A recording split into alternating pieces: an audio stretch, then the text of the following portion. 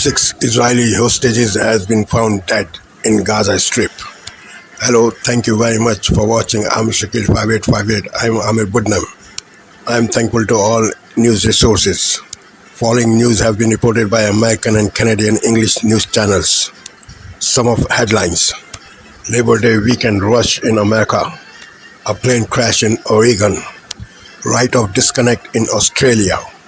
Largest protest in Israel after October 7. Now please watch the channels.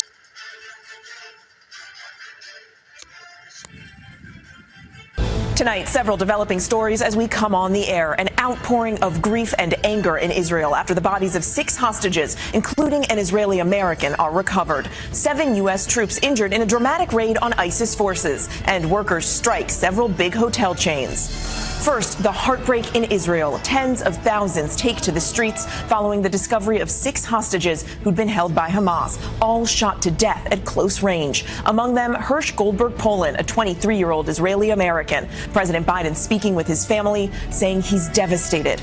The protesters upping the pressure on Netanyahu, demanding a ceasefire and the return of the remaining hostages. Israel's largest trade union calling for a nationwide strike. Our team is following the late developments. Also tonight, new details on an American attack on ISIS fighters in western Iraq. Officials say 15 ISIS fighters killed, 7 U.S. troops injured as they confront militants armed with hand grenades and wearing suicide vests. Severe storms threaten holiday plans in the Northeast as a record number of Americans are traveling this weekend. All of this as 10,000 hotel workers go on strike against several large hotel operators. How this could impact your travel plans. An NFL rookie shot in the chest during an alleged robbery attempt in San Francisco, just days before he was supposed to begin his NFL career. The latest on his condition and what we've learned about the 17-year-old suspect. The widow of NHL star Johnny Gaudreau posts an emotional tribute days after Gaudreau and his brother were killed while biking. Meredith Gaudreau thanking him for the, quote, best years of her life. 3 people killed when a small plane slams into a row of townhouses. Fires spreading through several units. Thousands in the area lose power. The unexpected benefit to certain obesity drugs. What a new study suggests. Oasis fans frustrated after scrambling to buy tickets to their upcoming tour. Some forced to wait hours online.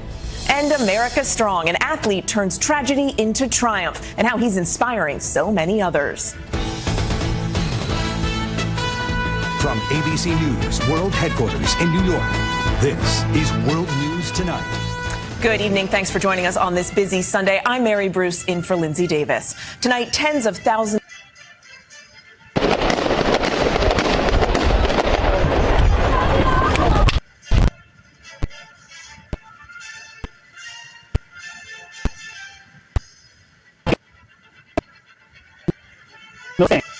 The same IDF continues to hit Hezbollah targets Iran to avoid wider conflict erupting. Republicans say the Biden administration put the pressure on Iran and the terrorist groups it supports.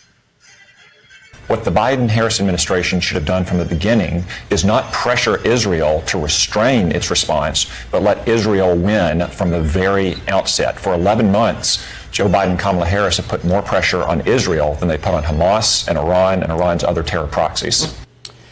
Let's bring in retired U.S. Air Force Brigadier General John Teichert. Thank you so much for being here, General. I want to ask you, what do you make of what the Senator Tom Cotton just said there? What does the Biden-Harris administration need to do now, and do you put some blame on how they've handled this situation? Brian, I think that the Biden-Harris administration needs to look themselves in the mirror, because part of the reason why we continue to see Hamas surviving and hostages now being executed is for 2 reasons. Number one, because the restraint of the Biden-Harris administration has actually prolonged human suffering because it's prevented Israel from winning the war. And that means that Palestinians and those hostages have been suffering. And then going back to March and those red line comments from President Biden about Rafah has now provided top cover to the Hamas terrorists, and they've walked away from ever negotiating position. And unfortunately, those same comments have undercut the negotiating position of Israel. And so in part, that human suffering of both the hostages and the Palestinians is something that we are complicit in because of the Biden-Harris administration. We have seen the reporting from Trey Yanks. We're seeing the images coming out of Israel right now. A ton of pressure on Prime Minister Netanyahu. You have the Defense Minister of Israel, Yoav Gallant, who is warning here that if a ceasefire strike deal is not complete, that this could be a situation where there is an imminent deterioration into a multi-front war. What does Benjamin Netanyahu need to do now? It has been a constant struggle to secure the release of the hostages, but at the same time destroy Hamas. So the next round of this type of situation won't include more Israeli hostages. What Netanyahu needs to be able to do is show strength supported by the United States in Gaza, then while keeping pressure on that surrounding area around Israel that looks to eradicate the Israeli state and to eliminate the Jewish people. Seems like the sticking point here is an area of land between Gaza and Egypt. Netanyahu wants to put troops there and make sure that they do not attack Hamas. Do you think at this point, given what we're seeing, that a temporary ceasefire at the very least should be struck here? Do you think we're at that moment now, the tipping point, where Netanyahu is finally going to have to get to the table here for a ceasefire, even if it's not a lasting one? I think that just in the last 3 weeks, we've seen the Israeli negotiators in Cairo and Doha willing to move a little bit and compromise on some of those underlying issues. Unfortunately, Hamas isn't even at the negotiating table directly, and in part because they feel that they have international top cover, and specifically top cover from the Biden-Harris administration, that is pressuring. Joining me now, Shaniqua McClendon, Vice President of Political Strategy at Crooked Media, and political commentator Ashley Pratt-Oaks. Good to see you both again. So, Ashley, the new ABC Ipsos poll has Harris up 52 to 46% with likely voters. It's Labor Day weekend. We're in the final stretch now. Any concern that Harris could be hitting a peak? I mean, how does she keep this momentum going?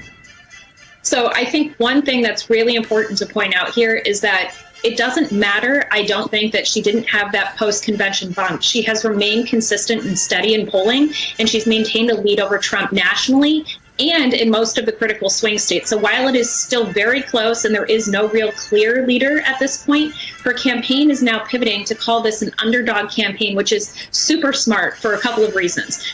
They will be able to keep that momentum and enthusiasm going, not only with donors and the Democratic base, which is necessary for cash funds and flow to keep advertising and operations going, but because of the fact that they need to get people to the polls. And with early voting beginning this month, as it was just noted, it's important to remember that this enthusiasm needs to keep going for the next, 65 days. So I think it's a really smart strategy right now to showcase that this is not going to be a landslide election, and that even though momentum is on her side, it needs to keep going in order for her to be able to win and to defeat Trump in November. So let me pick up on that with you, Shaniqua, because this underdog position, the face of change, that is a repeated mantra in a new campaign memo today. Will that keep being effective, though? How does she balance that with emphasizing her experience? Yeah, I think they're right to continue to call her an underdog. It's a smart strategy, but it's also true. If we look back to 2016, Hillary Clinton was polling ahead and she lost. You know, there was a lot of assumptions made, and Democrats definitely don't want to do that again. In 2020, Joe Biden won by tens of thousands of votes in a handful of states.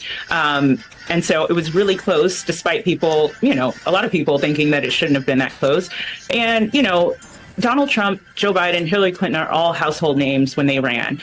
Vice President Harris is still someone that the country is getting to know, and she hasn't had as much time as most candidates, probably all candidates, have had in introducing themselves to the voters. But something else that's worth noting is we've only had one sitting vice president actually be elected to the presidency, so that alone also makes her an underdog. She's a woman. She's a Black woman, so of course she's the underdog. I think our country's history already shows us that. What about the post-convention bump with women, Ashley? Because before Chicago, it was 51 to 45% in favor of Harris. Now look at it, 54 to 41%. Her margin has more than doubled. Even in 2020, white women went slightly more for Trump. But could this now be the pivotal change in this election? I think so, and I think this is why you're seeing Trump and Vance Tonight, breaking news out of the Middle East. 6 hostages found killed in Gaza, including an American citizen captured on October 7th. The anger and anguish boiling over into the streets of Israel today. American Hirsch Goldberg Poland among the 6 found killed more than 300 days after being captured. The new statement from his family, who have been so public in pleading for his release. The huge protests ratcheting up the pressure on Prime Minister Netanyahu to make a deal for the remaining hostages. We've had enough suffering. Reaction from families and the White House tonight. New questions over former President Trump's visit to Arlington National Cemetery. The Gold Star families blasting Vice President Harris and the dispute over whether she too was invited to attend. An NFL rookie shot in an armed San Francisco. Video of him standing up, look at this, after a bullet went through his chest. The latest on how he's doing. Terrifying moments as a small plane crashes into an Oregon townhouse. The passengers on board and a person inside the home killed. A close neighbor said the explosion shook him out of his chair. And holiday hotel chaos. Thousands of staffers on strike on one of the busiest weekends of the year. Could it affect Nightly News with Hallie Jackson. We're coming up tonight with new fury. National. Israelis say enough is enough after another 6 hostages are found dead in Gaza. Tens of thousands take to the streets demanding a ceasefire right now. And a plan to finally bring the hostages back. It's gutting. It's just devastating. Why Brazil is blocking Elon Musk's social media platform X and what it means for the future of digital free speech. Plus, could a ruling in Australia giving workers the right to disconnect? It's really hard to switch off as it is. Inspire your boss to let you do the same? And how Paralympic volleyball is giving this injured Ukrainian soldier a deep sense of purpose. Global National, reporting tonight. Nitu Garcha. Good evening and thanks for joining us. There is profound. A 4.6 magnitude earthquake shook parts of Quebec early this morning. Though it's in the stable part of the plate, it is still relatively seismically active. And so this area has events relatively regularly. We get one in this seismic zone about approximately once every 5 or so days. Most of those, however, are very small and not felt at all. This was quite a large event for the region. Natural Resources Canada says the quake struck near Drummondville, 90 kilometers from Montreal, and the earthquake occurred at a depth of 18 kilometers. It was felt in 3 cities in the province. No damage was reported.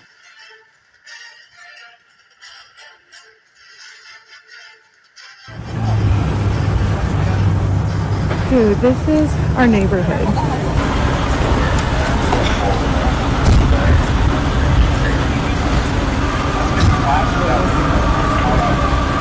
The other house is coming. Yeah, it's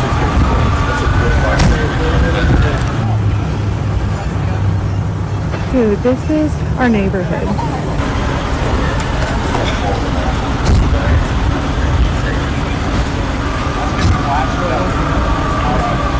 Yeah, the other house is coming. Yeah, it's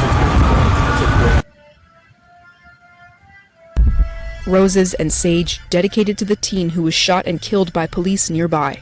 It's scary. These are scary times. If a kid's gonna get shot, it scares me too now.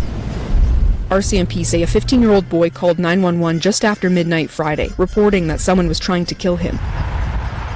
About an hour later, officers found the boy near this intersection. Officers say they took several weapons from him. After that, RCMP say a confrontation happened. 2 officers fired their guns. The teen was shot. RCMP say they gave him first aid and called for an ambulance, but he died in hospital. The death, shocking for the surrounding community. And why wasn't, somebody to come speak to him instead of just pointing a gun and shooting at him, a 15-year-old? It's hard losing someone, especially that young, right? I can't imagine how the parents feel, the grandparents, right? The teenager was from Samson Cree Nation, a Treaty 6 community not too far from the shooting. I have a young son that's 15 as well, and I don't know, it really hits home.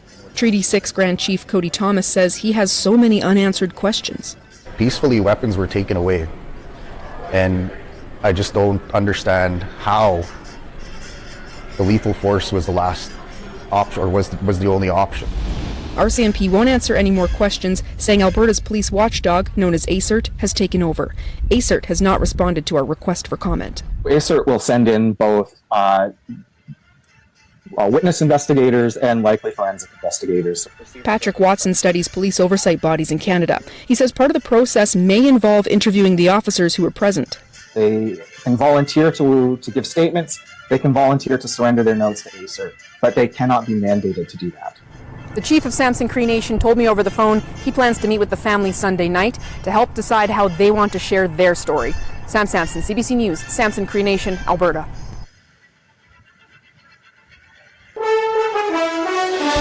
Tonight, grief and anger. The bodies of 6 hostages held by Hamas have been recovered. Among the dead, American Hirsch Goldberg Poland. The IDF says he and the other hostages killed just hours before the gruesome discovery. I'm Yukes Haib in Jerusalem, where thousands of Israelis have gathered to demand a ceasefire and hostage release deal following the killings of 6 hostages.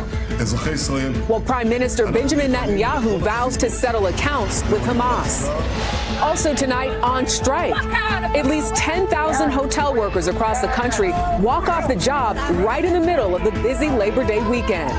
Plus, your holiday travel forecast, what you need to know before you head to the beach or head home. The push to vaccinate as the school year gets underway will show you how the U.S. is working to end mistrust and get more kids protected against disease. We've been making sure we can break down barriers so that kids and families can get vaccinated.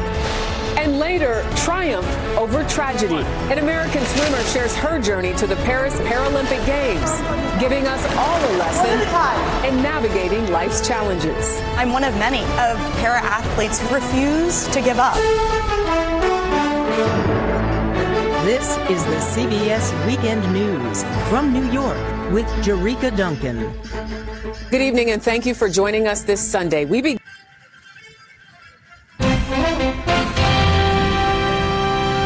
Tonight on PBS News Weekend, how Americans are coping with rising electricity bills during this summer's extreme heat. It's a really horrible feeling because, nobody likes to not have enough money to pay their bills. People just think that because we chose at some point to live in a hot state that we should just suck it up. Then a new documentary examines the complex relationship between dads behind bars and their young daughters, and the story of the Filipino-American union official who helped lead striking farm workers to a landmark victory. Viewers like you. Thank you. Good evening, I'm John Yang. In Israel, an outpouring of grief and anger after Israeli forces recovered the bodies of 6 more hostages overnight in Gaza. Among them was 23-year-old Israeli-American Hirsch Goldberg Poland. The bodies were found in a tunnel beneath Rafah on the Egyptian border. The health ministry says they had been shot at close range 2 or 3 days ago. There have been massive protests tonight as relatives of the remaining hostages accuse Prime Minister Benjamin Netanyahu of abandoning them because he hasn't negotiated their release in months of talks. It's too late for us. It's too late for Carmel. I will never hug her again. But 101 people can still hug their families. For them, make the deal, save lives. Organized labor has called for a general nationwide strike beginning in just a matter of hours. The work stoppage is expected to shut down Israel's international airport and disrupt healthcare, transportation, and banking. And in the occupied West Bank, Palestinian militants have claimed responsibility for the deaths of 3 Israeli police officers today near Hebron. Later, security forces killed a Palestinian suspected of carrying out the shooting. Across the West Bank last week, Israeli forces carried out raids searching for Hamas fighters. From Boston to San Francisco, about 10,000 hotel workers walked out their jobs today in the middle of a busy Labor Day weekend. Contract negotiations between the union representing hotel workers and 3 major hotel chains have stalled. The union wants changes in working conditions and higher wages. The strike is hitting 25 hotels in 8 cities, and it's expected to spread in the coming week. And at the Paralympics in Paris today, Team USA picked up 8 medals in rowing, archery, and track. That lifts the Americans up to 3rd in the medal count. In archery, Army veteran Jason Tabansky and 2-time Paralympian Matt Stutzman each won gold. And in track, Roderick Townsend took 1st in the men's high jump. Still to come on PBS News Weekend, a new film looks at the father-daughter bond when the dads are behind bars. And the story